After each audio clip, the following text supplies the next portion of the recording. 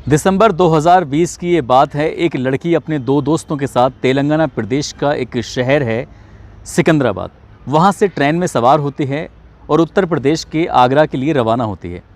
6 दिसंबर 2020 को जैसे ही वो ट्रेन आगरा कैंट में आकर रुकती है तो उसके थैले से अजीब तरह की दुर्गंध आ रही थी और यही दुर्गंध जीआरपी का एक सिपाही होता है। वो सिपाही देखकर पूछता है कि मैडम आपके थैले के अंदर क्या है। तो वो लड़की कहती है कि कुछ नहीं है और इधर उधर की बातें करने लगती है। तभी उस सिपाही को थोड़ा शक होता है और उस थैले को अपने कब्जे में ले लेता है। इसके बाद वो अपने उच्च अधिकारियों को फ़ोन करता है। पुलिस मौके पर आती है। उस लड़की को और दो लड़कों को पुलिस जब हिरासत में लेती है और जब चेकिंग की जाती है तो पता चलता है कि लगभग उस थैले के अंदर 10 किलो गांजा रखा हुआ है। फिर पुलिस लड़की को गिरफ़्तार करती है और गिरफ़्तार करके एनडीपीएस में जेल भेज देती है। लड़की छूट के जब आती है तो उसके बाद साल का पहला दिन, मैं बात कर रहा हूँ 2023 में, वही लड़की को एक ऐसा काम करती है कि लगता है कि लगातार झूठ पर झूठ बोल रही है और उसको देखकर ऐसा लग रहा है कि जैसे ये पूरे हिंदुस्तान की सबसे बड़ी झूठी लड़की यही है। आज की कहानी उसी लड़की की है, जिस कहानी को सुनने के बाद आप भी सोचने पर मजबूर हो जाएंगे कि आखिरकार वो कितनी सर्कस किस्म की लड़की है। आदाब, नमस्कार, सत श्री अकाल। मैं उस्मान सैफ़ी। आज की जो सच्ची घटना मैं आपको सुनाने जा रहा हूँ, ये सच्ची घटना है राष्ट्रीय राजधानी क्षेत्र दिल्ली की। बात कर रहा हूँ 1 जनवरी 2023 की सुबह लगभग 3 बजे के आसपास का वक्त रहा होगा। एक लड़का जो कंझावला इलाके में अपनी डेयरी प्लांट चलाता है, दूध का इंतज़ार कर रहा था और 3:18 तक ऐसी कोई हलचल नहीं थी। अचानक ही एक गाड़ी बहुत तेज़ी के साथ जा रही है। उस गाड़ी को देखता है तो उस गाड़ी के स्टीयरिंग वाले पहिए की तरफ एक लाश लटकी हुई है। वो ज़ोर ज़ोर से आवाज़ कर रही थी। तभी वो लड़का पुलिस को फ़ोन करता है। पुलिस 3:18 या 20 मिनट से लेकर सुबह 5 बजे तक भी पुलिस की तरफ से कोई हलचल नहीं होती। ये एक ऐसा सच था जो उस डेयरी वाले लड़के, जिसका नाम दीपक होता है, उसने अखबारों को, टेलीविज़न को, सोशल मीडिया को, सभी को अपनी आंखों से दिखाने की कोशिश की थी। अब इसके बाद इस घटना में बहुत सारे सच हैं, बहुत सारे झूठ हैं जो लगातार तैर रहे हैं। दरअसल 3-4 दोस्त होते हैं और 3-4 दोस्त मिलकर एक प्लानिंग करते हैं। कहते हैं कि भाई चलो, नया साल है, नया साल का जश्न मनाते हैं। जिसमें एक लड़का होता है अमित खन्ना, दूसरा होता है कृष्णा, तीसरा मिथुन होता है और चौथा होता है मनोज मित्तल। मनोज मित्तल बीजेपी का नेता भी है, राशन की दुकान चलाता है। रात को 10 बजे तक बैठकर ये शराब पीते हैं और शराब पीते पीते एक फ़ैसला करते हैं कि क्यों ना यहाँ से एक मुड़थल इलाका, वहाँ पर चलते हैं, वहाँ जाकर जश्न मनाते हैं। लेकिन इनके पास अपने अपने वाहन तो हैं, कार नहीं है। अब कार का इंतज़ाम करने के लिए ये दिमाग लगाते हैं। तभी इन्हें याद आता है कि आशुतोष जो इनका दोस्त है, उसके पास एक कार है। हालांकि वो कार उसकी नहीं है, आशुतोष की, वो कार उसके बहनोई लोकेश की है। लेकिन अमित खन्ना की बहुत अच्छी उससे बातचीत है। तभी कहते हैं कि अमित, यदि तुम उससे कार मांगोगे तो आशुतोष कभी मना नहीं करेगा। उसके बहनोई की कार थी बलोनो, वो दे देता है और कार लेकर रात के 11 बजे चल पड़ते हैं मुड़थल के इलाके में। वहाँ खाना था, वहाँ पीना था, वहाँ मौज मस्ती करनी थी। नए साल का जश्न मनाना था। नए साल की शुरुआत वो खुशी खुशी देखना चाहते थे, इसलिए वो प्लानिंग करते हैं और यहाँ से कार लेके चले जाते हैं। एक कहानी थी जो ये चल रही थी, एक और कहानी थी जो इनसे पहले चल रही थी। इनकी कहानी रात के 11 बजे शुरू होती है, दूसरी कहानी शाम 7 बजे शुरू होती है। दरअसल सुल्तानपुरी इलाके की रहने वाली एक निधि नाम की लड़की और उसकी एक दोस्त होती है अंजलि। दोनों ही आपस में फ़ैसला करते हैं और नए साल के जश्न मनाने की तैयारी करते हैं। अंजलि अपने घर से कह के निकली थी कि वो जा रही है एक काम से, क्योंकि इवेंट मैनेजमेंट से जुड़ी हुई थी और उसकी माँ इस बात की यकीन कर लेती है।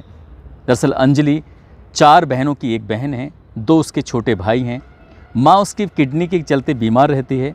पिता की 8 साल पहले मौत हो चुकी है। घर की माली हालत ज़्यादा अच्छी नहीं है। ये लड़की कमाती है तो घर चलता है, नहीं कमाती है तो घर नहीं चल सकता। अब इसकी दोस्त निधि इसको कहती है कि नया साल का जश्न है और वो एक कमरा बुक कराते हैं रोहिणी के इलाके में। ओयो होटल होता है, वहाँ पर 2 कमरे बुक थे।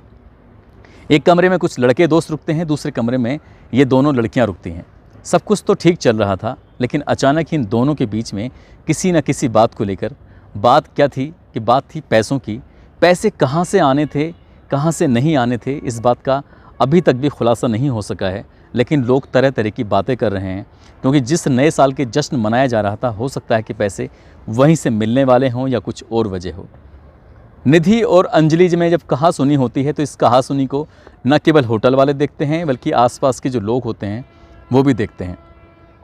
निधि अपनी इस स्कूटर है उसको चला रही थी, और क्योंकि निधि ज़्यादा गुस्से में थी, पीछे अंजलि बैठी हुई है, क्योंकि जैसे उसको अंजलि लेके आई थी अपनी स्कूटर से, तो उसकी ज़िम्मेदारी बन रही थी अंजलि की, क्योंकि उसको जैसे बाइज़्ज़त लेके आई है तो बाइज़्ज़त उसको घर भी छोड़ के आएगी। लेकिन उन दोनों के बीच झगड़ा बढ़ चुका था, झगड़ा कुछ ज़्यादा ही बढ़ चुका था। अब ये दोनों सीधे सीधे चल रहे हैं और अचानक एक रास्ते में ट्रक पड़ता है। जब ट्रक पड़ता है तो कहीं ना कहीं इतना डिसबैलेंस हो जाता है स्कूटर का। अंजलि ये बात देख रही थी, अंजलि को लग रहा था कहीं ऐसा ना हो एक्सीडेंट हो जाए, क्योंकि उसने ऐसा कुछ भी नहीं, शराब वगैरह उसने कुछ नहीं पी थी, भले ही चाहे उसने रात को पार्टी की थी। ट्रक से तो बच जाते हैं, तभी स्कूटी रोकी जाती है। रोकने के बाद अब अंजलि कहती है कि तुम्हें पीछे बैठना है, मेरी स्कूटी है, मैं खुद चलाऊँगी। अब यहाँ से स्कूटी चल पड़ती है। एक कहानी जो पहले चल रही थी, 4 लड़के बेलेनो कार में मुरथल में मौज मस्ती करने के लिए गए थे, नए साल का जश्न मनाने के लिए गए थे। उधर से वापसी जब आ रहे हैं, इधर से अंजलि अपनी स्कूटी लेके जा रही है, पीछे निधि बैठी हुई है। या तो झगड़ा कुछ इस कदर बढ़ गया है कि जिस कदर की अंजलि स्कूटर अकेले चला रही है और निधि उतर जाती है, और जैसे ही एक कार सामने आती है, या तो उसको वो धक्का देकर उसका डिसबैलेंस बिगाड़ने की कोशिश करती है, जिसकी वजह से ये एक्सीडेंट होता है। या फिर ऐसा होता है कि गाड़ी अचानक सामने आती है और ये निधि और अंजलि जब स्कूटर से निकल रहे हैं, अचानक से गाड़ी टकरा जाती है, और टकराने के बाद निधि सड़क के किनारे गिर जाती है और अंजलि इसके अंदर चली जाती है। यहाँ तक तो ठीक है कि अंजलि अंदर चली जाती है, उसके स्टीयरिंग में फंस जाती है, 12 किलोमीटर तक ऐसे ही दौड़ती रहती है, कार के पीछे पीछे चलती रहती है, कार से घिसटती रहती है, उसके शरीर का एक एक हिस्सा, चीथड़े उसके बिखर जाते हैं, शरीर पर एक एक कपड़े उधड़ जाते हैं। और एक लड़का जो दीपक नाम का होता है, जो डेयरी का मालिक होता है, वो अपनी आंखों से जो दृश्य देखता है, उसी दृश्य को वो बताने की कोशिश कर रहा था। और इसके बाद एक निधि ने अपनी कहानी सुनाई थी, शायद जो कहानी आज दुनिया के सामने है। लेकिन जैसे जैसे वक्त आगे बढ़ रहा है, वैसे वैसे इस केस के अंदर नई नई चीज़ें मिल के आ रही हैं। कहानी की शुरुआत में मैंने बताया था एक लड़की जो सिकंदराबाद से चली थी, और सिकंदराबाद से चलने के बाद आगरा पहुंचती है, उसके पास 10 किलो गांजा पाया जाता है। वो लड़की जेल में रहती है। उसके बाद फिर परिवार के लोगों को इस बात की पता चलता है, तो परिवार के लोग बेहद नाराज़ हो जाते हैं। उनको लगता है कि निधि का चाल चलन ठीक नहीं है, परिवार के ये बीच में रहने लायक नहीं है, इसलिए उससे नाराज़ होते हैं। परिवार वाले इसको बेदखल कर देते हैं। बेदखल करने के बाद ये लड़की सीधा दिल्ली पहुंचती है, और दिल्ली आने के बाद बहुत कम समय में 16 लाख रुपए इकट्ठा कर लेती है।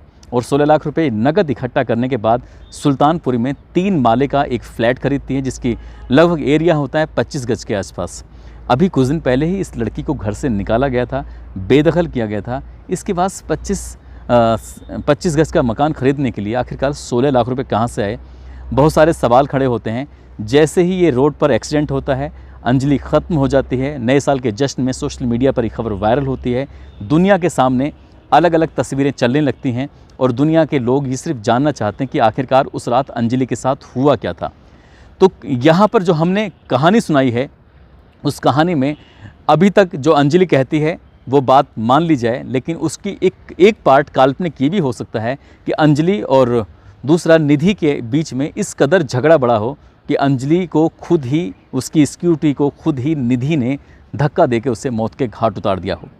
हालांकि जो सच है वो सच पुलिस की जांच के बाद ही पता चलेगा, लेकिन जिस तरह से नई नई चीज़ें निधि के बारे में निकल के आ रही हैं, उसका रिकॉर्ड निकल के आ रहा है, आगरा कैंट में उसके खिलाफ मुकदमा दर्ज होने का मामला निकल के आ रहा है। वो जब पत्रकार लोग उससे बातचीत करते हैं तो वो कहती है उस रात एक कमरा बुक था, जबकि उस टाइम कमरे 2 बुक थे, जो कि दोनों उसी के नाम से होते हैं। जब वो घर पर आती है तो घर आने के बाद जब दरवाज़ा खुलवाने की कोशिश कर रही थी, तो उसने अपने दरवाजे पर ना खड़े होकर लात मार रही थी, बल्कि जो उसका पड़ोसी होता है निशांत, वो अपनी आंखों से ये दृश्य देख रहा था। और उस दृश्य को देखने के बाद जब उसकी नज़र निशांत से मिलती है, तो निशांत से वो सी टाइप का एक चार्जर मांगती है और कहती है कि मुझे अपना मोबाइल चार्ज करना है, तभी निशांत उस मोबाइल को चार्ज करने के लिए अपने घर पे लेके जाता है। दुनिया के सामने निधि कहती है कि उसका मोबाइल टूट चुका था, जबकि वो अपने मोबाइल को पड़ोसी निशांत के यहाँ पर चार्ज करती है। और जब यही बात निशांत मीडिया के सामने रखता है तब वो फ़ोन करके न केवल उससे गालियाँ देती हैं बल्कि धमकी देती है। और वो बालक डर जाता है, उसे लगता है कि जैसे क्या अंजलि के साथ हुआ है कहीं उसके साथ ना हो जाए, इसलिए वो सुल्तानपुरी थाने के चक्कर लगाकर अपनी सलामती की वो भीख मांग रहा है, सुरक्षा की मांग कर रहा है। अंजलि कहती है कि उसके प्रेमी से झगड़ा हुआ था, अंजलि के प्रेमी से झगड़ा हुआ था, ये बात निधि कहती है। लेकिन उसका जो दोस्त होता है जिससे 2-3 महीने तक बातचीत नहीं होती है, उस विहान होटल के अंदर जब रात में पार्टी हो रही थी तो उसमें अंजलि का दोस्त ज़रूर होता है। अब जब दोस्त पब्लिक के सामने आता है, पब्लिक के सामने आने के बाद वो कहता है कि झगड़ा मेरा नहीं हुआ, यानी कि उसके दोस्त का नहीं हुआ बल्कि निधि और अंजलि का होता है।